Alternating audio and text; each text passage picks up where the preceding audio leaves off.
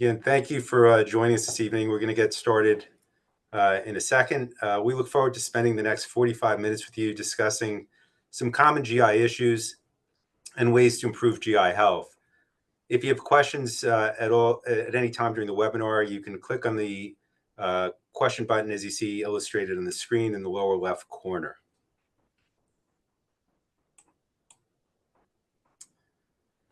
So my name is Roger Klein, and I'm a gastroenterologist here at Summit Health. For those of you not familiar with Summit Health, we're one of the Tri-State's leading providers of primary and specialty care in the area, in the Tri-State area.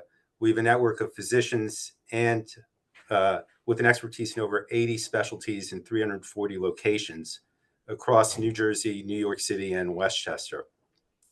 When our patients do require urgent care, they have access to our partner, CityMD, with its 180 locations over the Tri-State area as well. So one of our greatest strengths is our ability to offer connected care. We have a terrific group of primary care physicians who really lead the healthcare team and direct care. And when necessary, they have access to all of our specialists, and it can actually generate referrals and appointments while patients are in the office with any of our subspecialists. And all of our physicians, including the subspecialists and urgent care, share a common electronic medical record, which allows us to share information and communicate seamlessly, allowing us to really provide great continuity of care.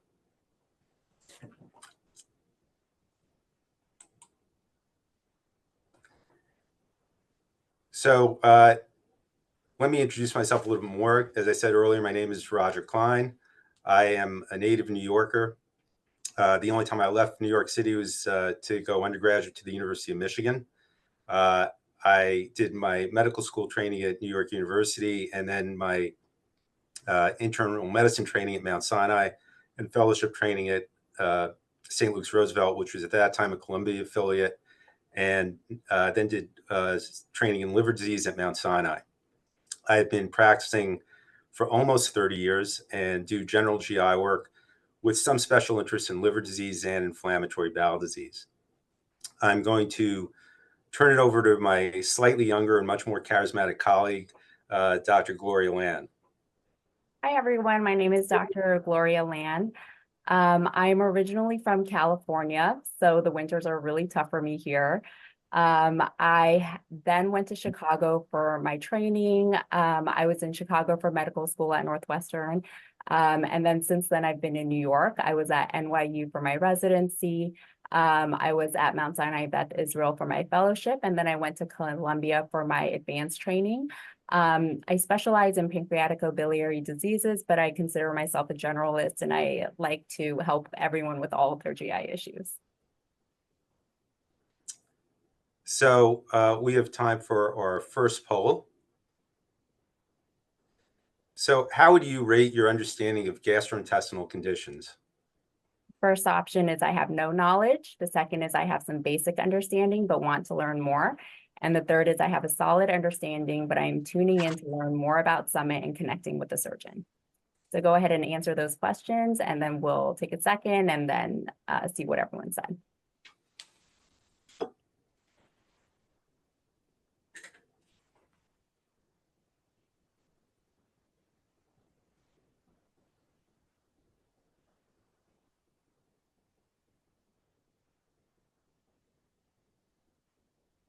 Well, that's great. We have a group of people who seem to have some understanding. We want more information. So hopefully you guys will get that by the end of this webinar. So I guess we will move on. So we structured this webinar to cover both upper GI and lower GI symptoms and named it upstairs, downstairs, but I don't think anybody will get the reference to the 1970s British drama on PBS other than me. And Dr. Lan certainly will not get it, but I'm going to let her start with the upstairs, upper GI issues. And then after she's done, I'll go ahead and cover the lower GI tract. Dr. Lan, all yours. Thank you. All right, so I'm very excited to talk to you guys all about the upper GI tract.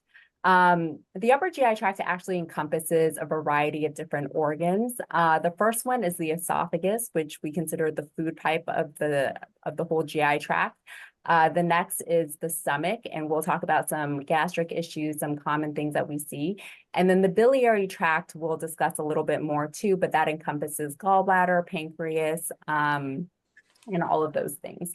We'll be talking about some common tests that we do for these disorders, including medication trials, endoscopy, blood work, and imaging. So starting off with the esophagus, which is the food pipe. So the esophagus is really just a pipe that goes into the stomach. So the most common symptom that we hear from people when they're talking about esophageal disorders is trouble swallowing, and we call that dysphagia. Really briefly, I just want to talk about two main different kinds of dysphagia. So there's oropharyngeal dysphagia, and then there's more esophageal dysphagia. Oropharyngeal dysphagia is where people have issues starting or initiating the swallow, and so that's more of a muscular issue. So most of the time when people have that issue, they present more with swallowing, like choking and coughing when they're swallowing water, and when they're trying to start their swallow. That is often more of a speech and swallow related issue, is often due to neurologic issues, sometimes not paying attention.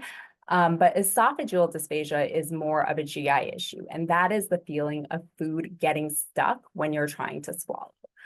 I like to think about dysphagia as two main categories. One is structural disorders and one is motility disorders. So a structural disorder, if you imagine, the esophagus is just a pipe. It's just a tube that goes into the stomach. So if there's something in there that's causing a blockage, that's the most common reason you would find people have when they say that they are feeling like food is getting stuck.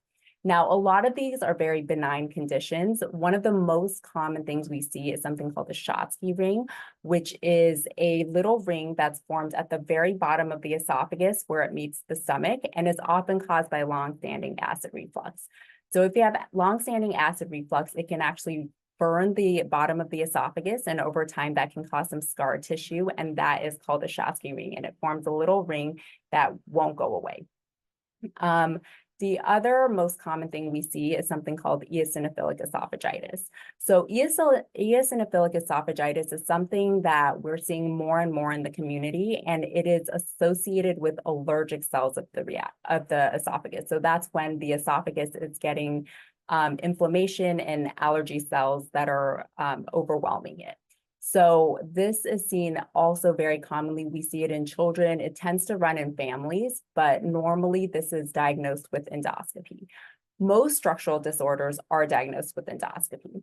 Endoscopy is basically just a camera. It goes down your mouth, it goes into the esophagus, and we can just, with the camera, see exactly what's going on. So the ring, very easy to see. Eosinophilic esophagitis also has some pretty characteristic features that can suggest that we have it. But most of the time, the answer of whether or not you have eosinophilic esophagitis is actually with the biopsies. So we'll biopsy the esophagus, both the bottom part and the top part, see how many allergic cells you have, and that helps us figure out if you have eosinophilic esophagitis or not. Now, it's not very common in America, but what we worry about most when somebody says that they're having some trouble swallowing is esophageal cancer. So in America, it's most associated with long-standing acid reflux. Over time, acid reflux can cause inflammation of the lower part of the esophagus, which can then change the esophageal cells into intestinal cells in a process called intestinal metaplasia, also known as Barrett's esophagus. And that over time can then cause precancerous changes, and over time can increase the risk of esophageal cancer. Now, the other main category of esophageal disorders is motility disorders. So we talked about how the esophagus is a pipe, but it's not just, the food doesn't go down just by gravity. There is muscle movement that actually has to move like this, called peristalsis, in order to push the food down into the esophagus.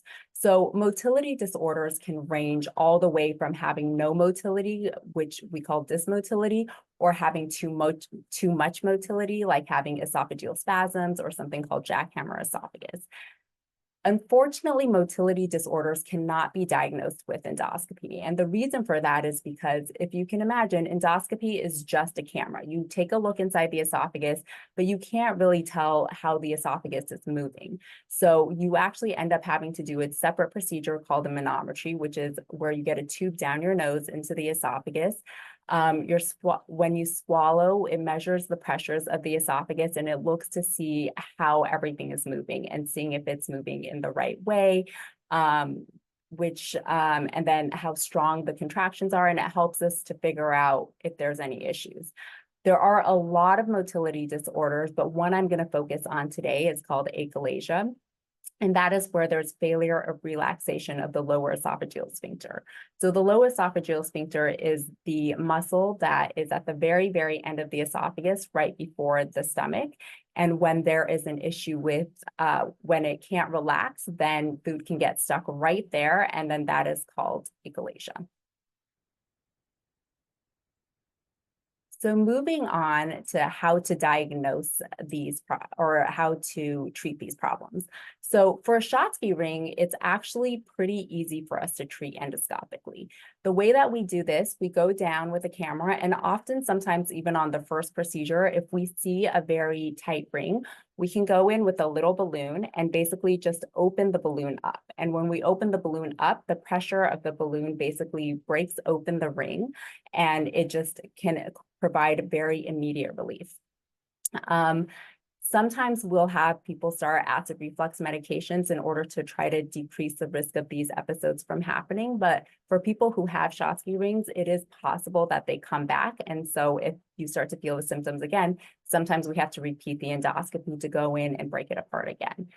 Eosinophilic esophagitis is a very big topic for the treatments. You could do a whole hour just on how to treat eosinophilic esophagitis, but it comes down to mostly dietary modifications and pharmacologic therapies.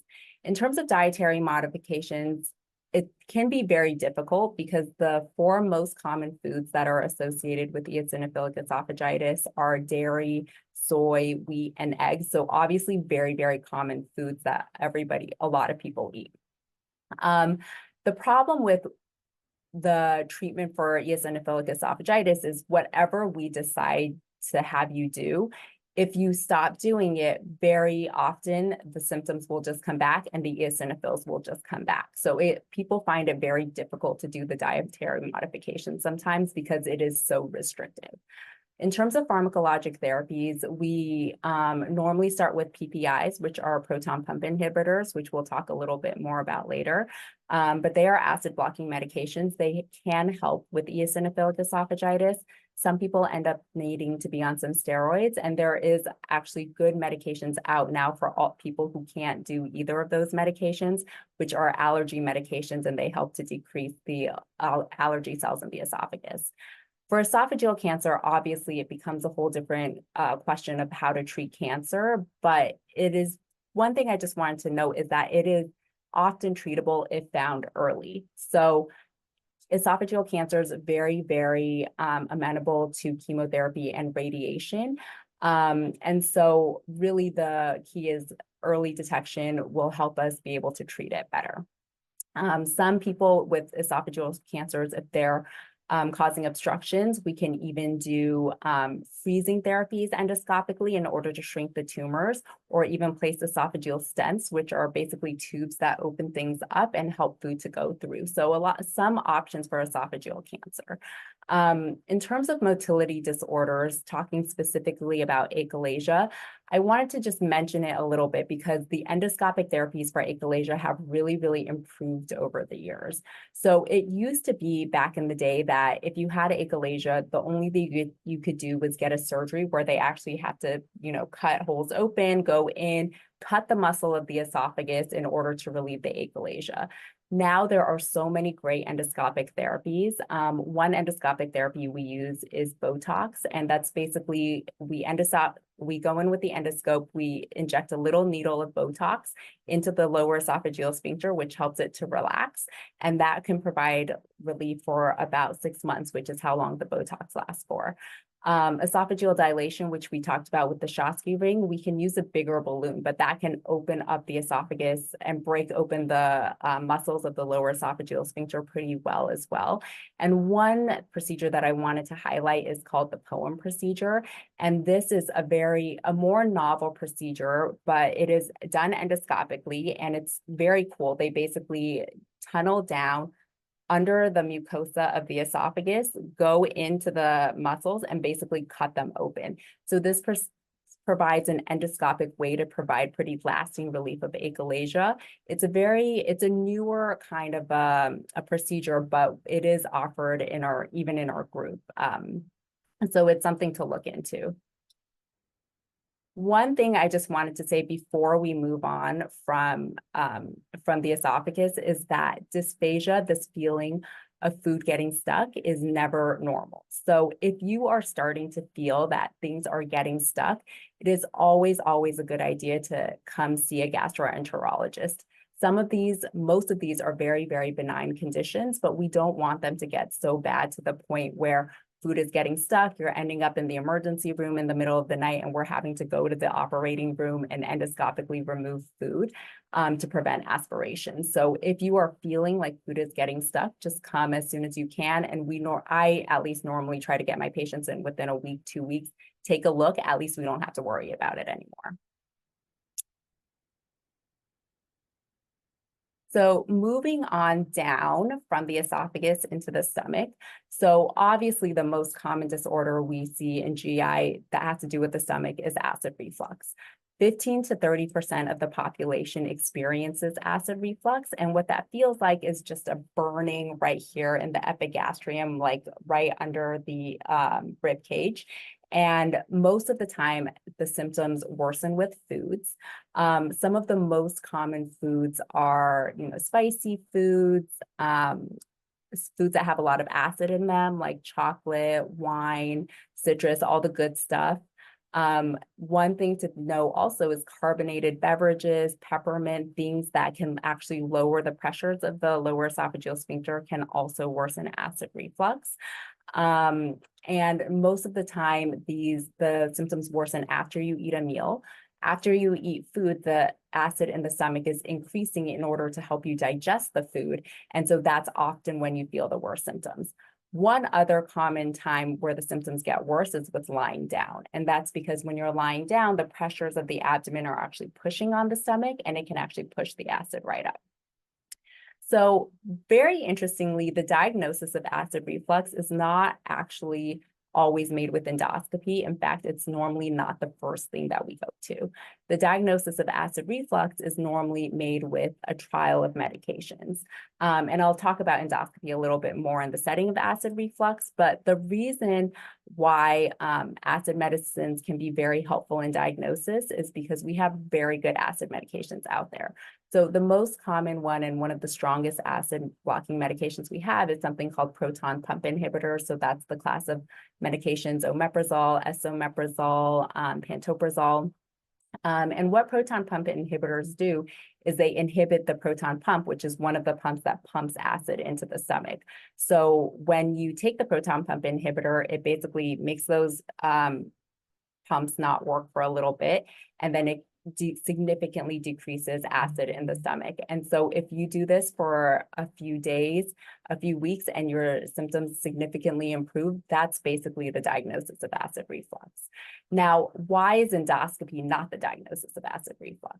The reason for that is because acid, if you go inside the stomach, it looks just like water. And most of the time when people are doing endoscopies, there's no food in the stomach, and that's not when the acid is increased anyway. So you cannot actually necessarily tell if somebody has acid reflux unless the acid is burning the esophagus. If it's burning the esophagus, then that can be helpful in figuring out whether you have acid reflux or not.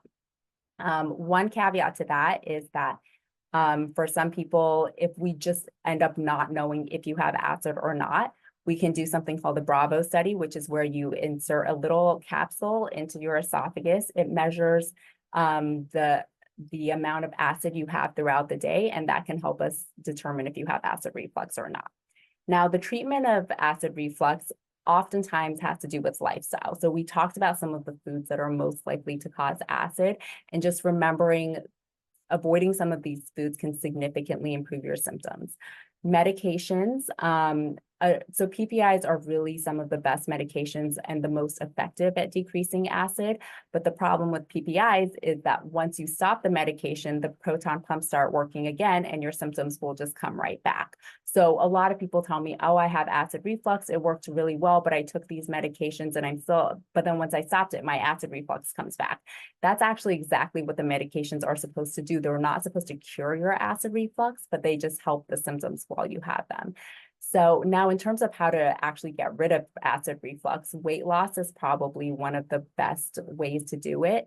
The goal is 10% body weight loss, and most people can feel like their symptoms significantly improve, or surgery.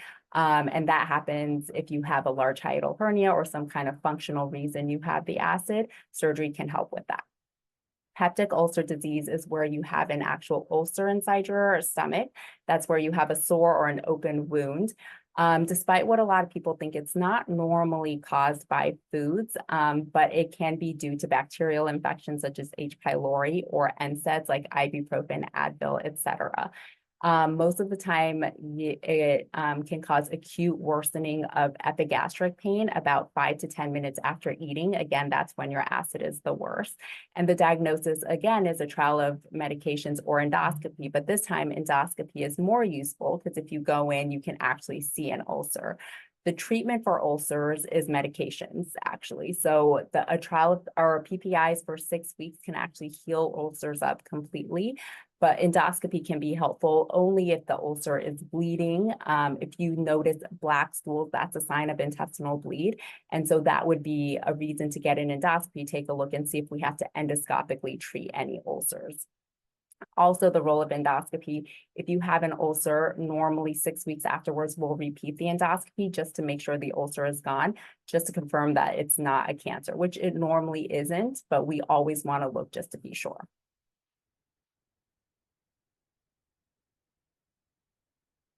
So going on to the biliary tract, I like to think about the biliary tract as a tree where the branches of the biliary tract are draining the liver. They go down to the common bile duct, which is the trunk of the tree, and then the gallbladder connects to that.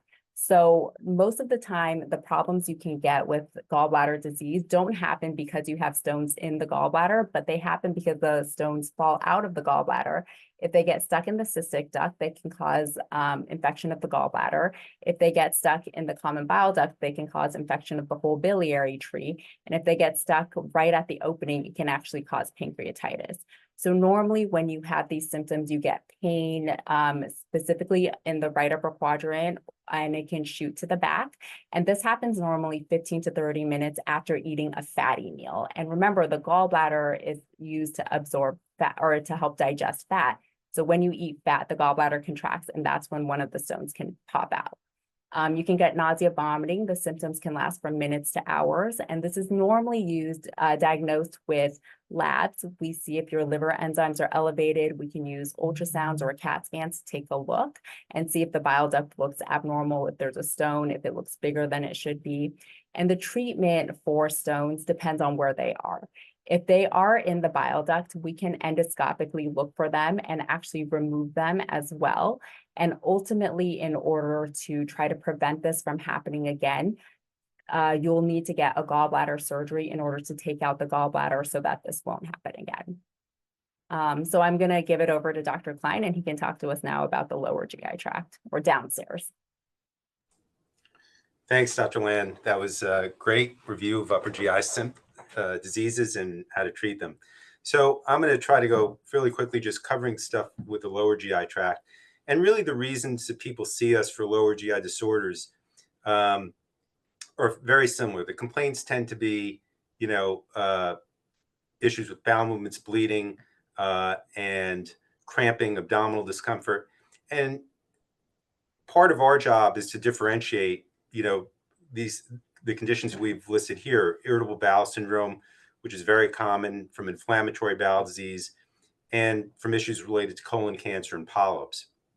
And part of our initial evaluation, probably the biggest part in making those determinations is really the history and how long people have had symptoms, the degree of the symptoms, and then we then use testing to kind of confirm what we think, being a combination of blood work, stool testing, at times imaging with CT scans, and sometimes colonoscopy. So let me go on to the my next slide here. So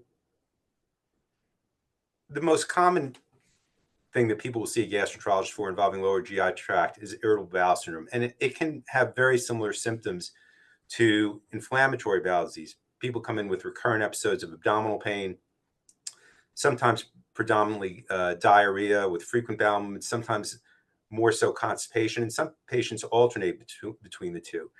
And the symptoms can really be debilitating, limiting people's ability to go to work, school, and to go out to social events.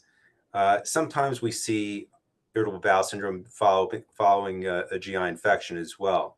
And the key here is that it's a disorder of the gut-brain interaction.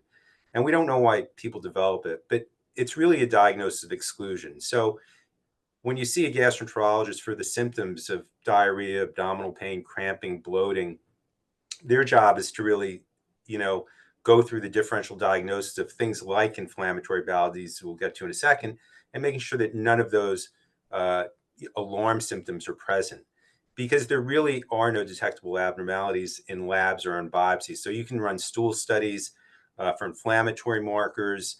Blood work will be normal. And if you were to do a colonoscopy in somebody with irritable bowel syndrome, the colon would appear normal and the biopsies would appear normal. So it's really based on symptoms.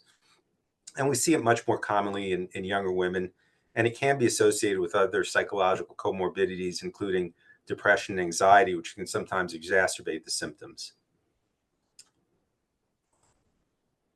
So, again, getting into the diagnosis of IBS, it's important that you can't, overstate the importance of the history. And we assess patients on multiple factors and what we think the statistical chance of them having one disease versus another. Because when somebody comes in and they've had 2 years of diarrhea, you pretty much know it's not going to be a new diagnosis of inflammatory bowel disease. And when somebody hasn't been losing weight or having significant bleeding, we get the sense that it's more likely what we would call a functional disorder or irritable bowel syndrome. At times, we will do stool testing to exclude inflammatory markers. And sometimes, rarely, but occasionally, you might need to do a colonoscopy if there's some confusion with the symptoms, or maybe somebody's having some hemorrhoidal bleeding along with their diarrhea. And again, this is thought to be a disturbance between the gut and the brain. There's thought that some patients have issues with the motility of the bowel and some increased sensitivity to what we would call visceral discomfort, that they are more sensitive to the discomfort of bowel distension and it causes more distress. And as I said, IBS can be really exacerbated by other stressors. So at times, these symptoms will crop up when somebody's really under tremendous emotional stress or undergoing some change in life. Uh, you know, and the way we handle the treatment is really very much dependent on what the symptoms are. So for the patients who have primarily bloating and some cramping, we'll often try some dietary management. We'll try to restrict dairy, which can be a difficult sugar to digest. We may try something called the low FODMAP diet, which gets rid of some of the fruits and vegetables that have sugars, which tend to get fermented by intestinal bacteria and produce more gas. There is some role, and I know there's a lot of question about probiotics and prebiotics. There's no real data to suggest that they're always helpful, but they're relatively harmless, and some patients do benefit from them. For the patients who have a lot of cramping and diarrhea, we'll use medications that are antispasmodics that have been around forever, things like Bentyl and Levsin, and we'll often use antidiarrheals as well. And for those patients with constipation, we'll try to encourage fiber supplements such as Metamucil and Citracel, hydration, and even sometimes laxatives such as Miralax, which are really safe to use chronically. So going on to our next slide. So that's very different from inflammatory bowel disease. And inflammatory bowel disease, is really made up of two diseases, but the presentation can be very similar to IBS. It's often diarrhea, but there'll usually be some blood, abdominal cramping. We will see patients have urgency, the need to run to the bathroom, sometimes with weight loss, and sometimes there can be extraintestinal manifestations, including skin rashes, joint involvement, and even liver involvement. And the two main forms of inflammatory bowel disease are ulcerative colitis and Crohn's disease. They're both chronic relapsing diseases. They have a fairly significant prevalence in the US, and they usually present in young adults and adolescents, but we do see a second bump in presentation in people in their 50s and 60s. There is a genetic predisposition, and we do see inflammatory bowel disease run in certain ethnic groups more than others, but we really find it in every kind of ethnic group. So there's nobody who's really immune from developing it. And we don't really know why people develop it, but we do think it is related to how their immune system is programmed and probably some environmental trigger to it. And there are environmental factors that can worsen inflammatory bowel disease.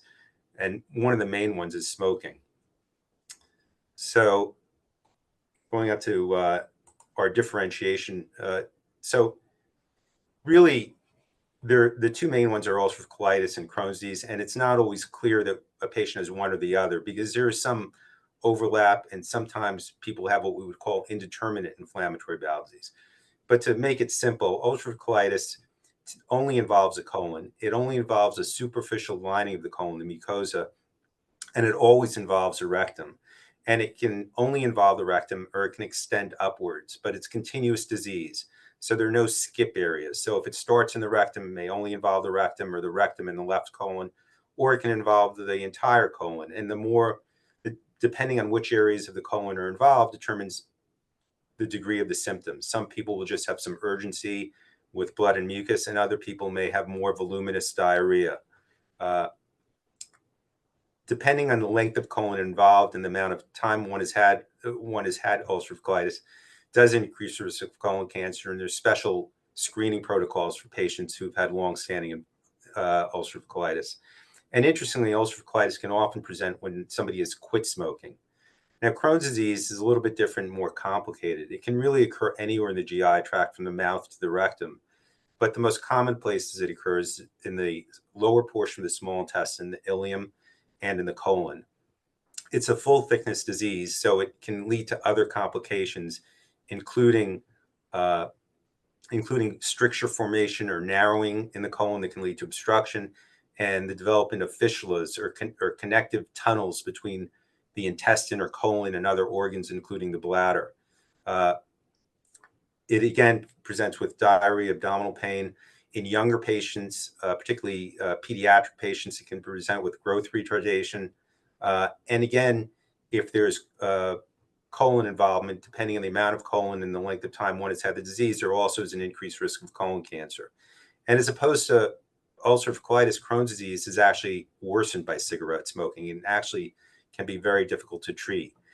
The evolution, the treatment of these diseases has changed dramatically since I've been in practice, which is obviously a long time. But, previously we just had topical acting drugs such as mesalamine. We had prednisone, which has a tremendous amount of toxicity and is not a long-term drug, and some immunosuppressive, primarily what we call thiopurines.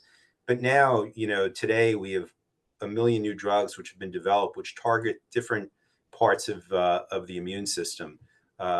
Biologics that I'm sure you've seen advertised on TV, from Remicade to Humira, Skyrizi, Rinvoq, and now using these drugs, we can really get almost all patients into remission with these diseases with a little bit of effort. But it is sometimes a little bit of trial and error, and there's no real magic algorithm to treating patients because everybody responds a little bit differently. So getting on to my last topic, colon cancer is obviously one of the biggest reasons people see us. It's the second leading cause of cancer death in the US. It's got about a 5% incidence, and the median age of diagnosis is 66. We've seen a shift recently to younger patients presenting with colon cancer, and early onset cancer under the age of 50 now counts for 10% of new cases. And most patients are asymptomatic. Everybody asks, what symptoms should I be looking for? And the truth is that most people are asymptomatic, which is why we stress routine screening. The risk factors which we look for are family history, primarily relatives, first-degree relatives who have developed colon cancer under the age of 60, There are certain genetic syndromes which can predispose, and certain lifestyle issues can also predispose to polyps and colon cancer, including obesity, cigarette smoking, and alcohol. So, you know, the key to preventing colon cancer and catching it early is really routine screening. And with the current recommendations, screening is now recommended at age 45. And, there are two options. And I know everybody sees the advertisement on TV where you can just give a stool specimen box and you're done. And I think there's a lot of misinformation because people think that's equivalent to a colonoscopy, and it's not. Cologuard testing really tests for blood in the stool and for genetic changes in the stool. And it's excellent at detecting colon cancer. It will detect 92% of colon cancers, but only detect about 40% of advanced precancerous polyps. And, our role here is not to diagnose somebody with colon cancer, because obviously once you've been diagnosed, you then potentially need surgery and chemotherapy. And, it's a different set of circumstances. So with colonoscopy, what our aim is to really detect and find precancerous polyps. And if somebody comes in for colonoscopy, look, the biggest inconvenience is the prep, and it's not that big a deal. I've taken it myself a couple of times, but it's a very low risk procedure. And if you're well prepped and you have no findings and you have no other risk factors like family history, you really don't have to come back for 10 years.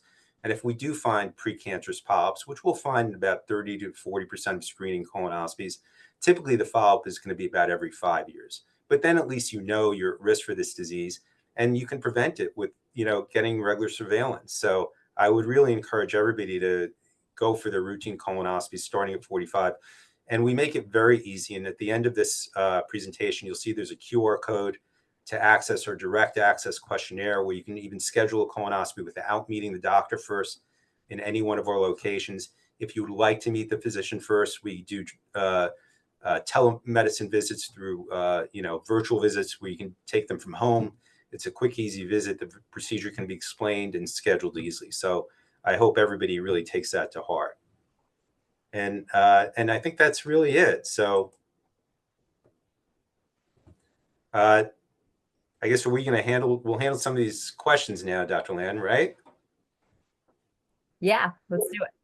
So we got some questions submitted before this, and we'll try to go through it based on how they correspond to our presentation. So the first question was the common causes of bloating, gas, and discomfort, and when someone should be concerned. So most just purely gas and bloating, is probably going to be related to IBS, which is the most common thing. But I would always say that it really depends, and we stratify risk on multiple things, including age.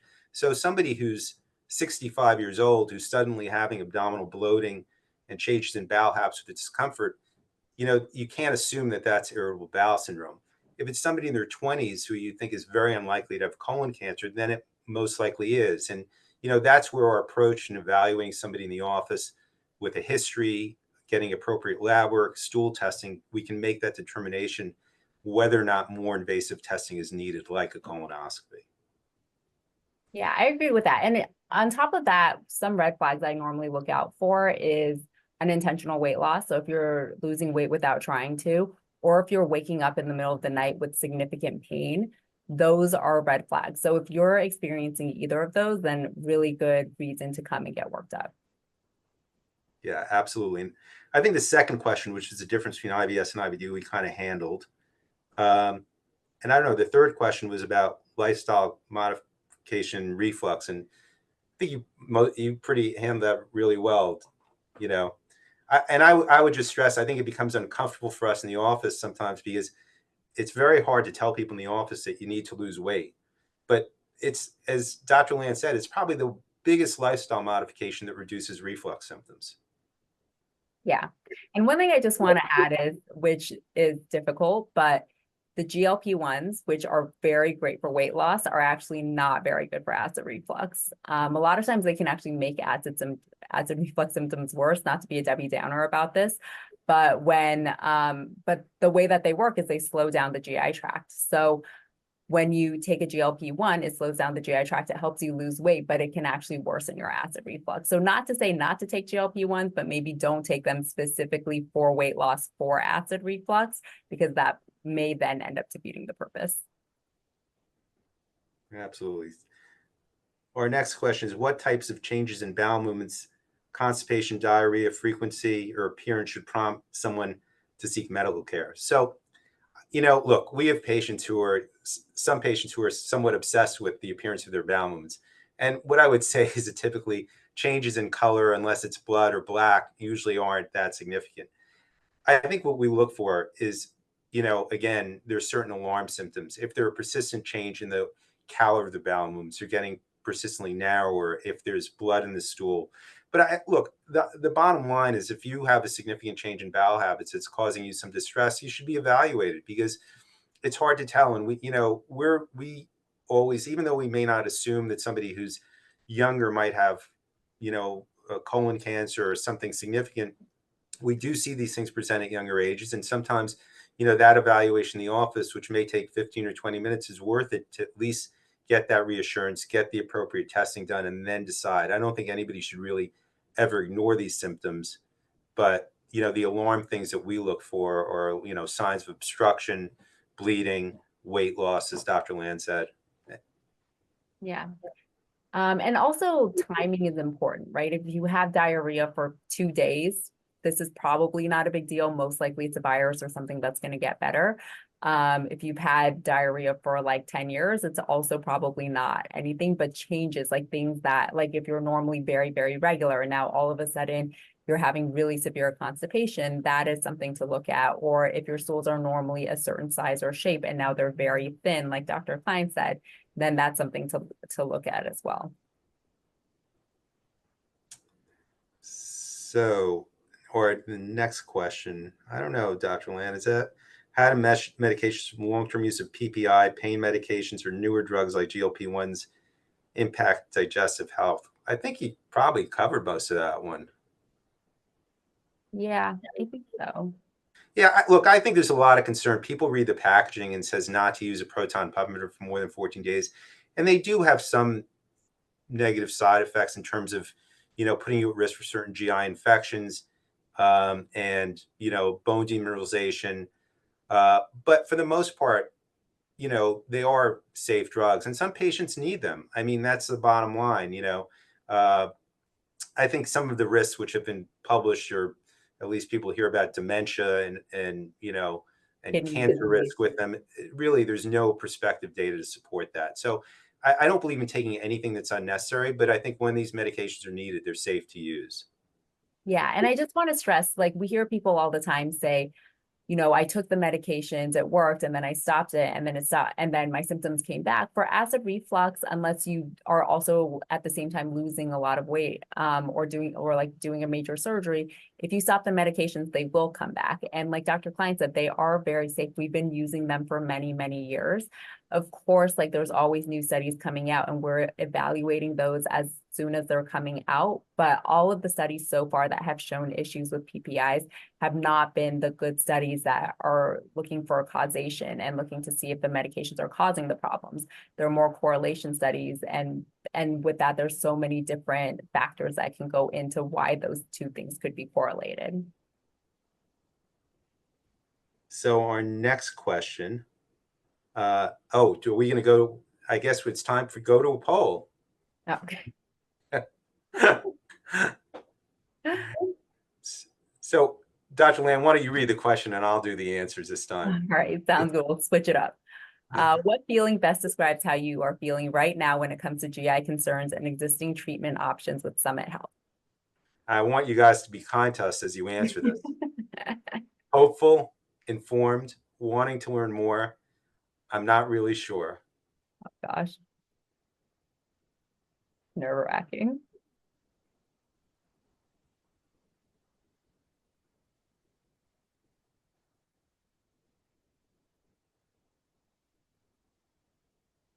Oh, pretty Well, that's good. good.